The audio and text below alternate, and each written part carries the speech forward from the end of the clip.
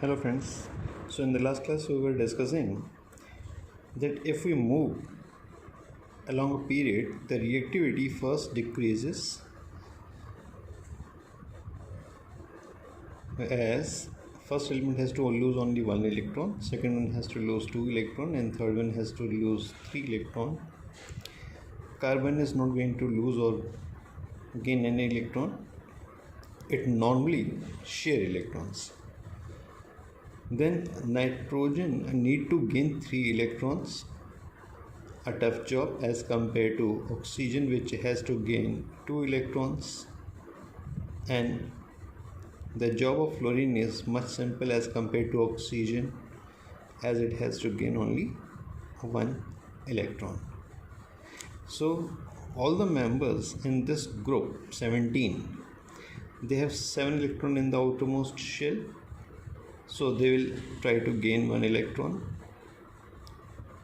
Oxygen family, so these all elements have got 6 electrons, they try to gain 2 electrons.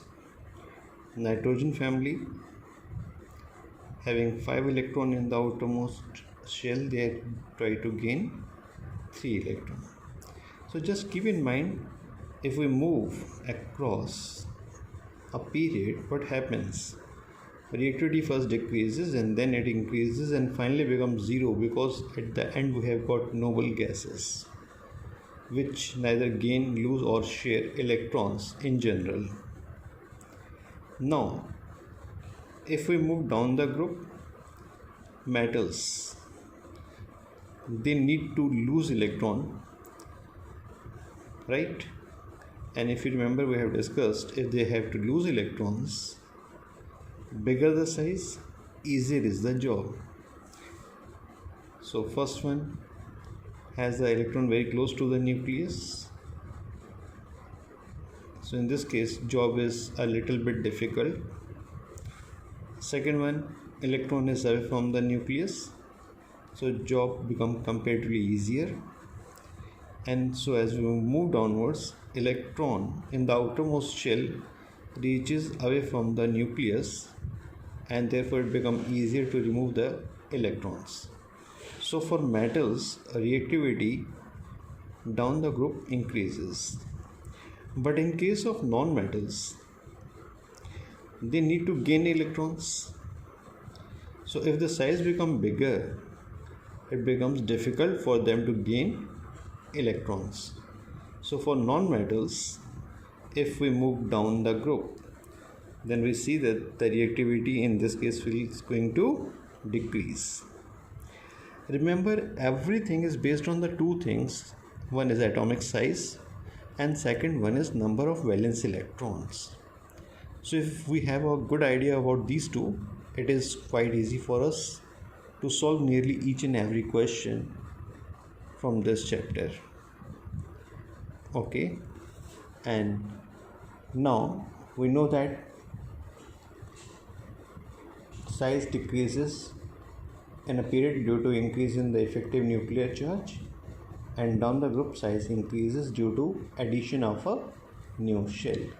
Let's come on to a few questions now. We have already discussed question number 1 and 2, if you remember. So now I'm coming on to question number 3. So what does it states? Name the element which has twice as many electrons in the second shell as in its first shell. So that means first shell can have maximum of 2 electrons and second shell is going to have 4 electrons, because what is given that the second shell has twice as many electrons. So this is configuration is 2 4, and if we remember, this is nothing but carbon with the atomic number 6. Next question is, which one is bigger? So it's better to have the configuration. It is sodium is 281, chlorine will be 287. We see both of these two belong to the same period, and in a period on the right hand side chlorine will be there because 7 is on the right hand side. That means this one is smaller in size as compared to sodium. So we can say sodium is bigger. Then the question is for the chlorine and the fluorine. Configuration of chlorine is just, we know that it is 287, and that of the fluorine is 27.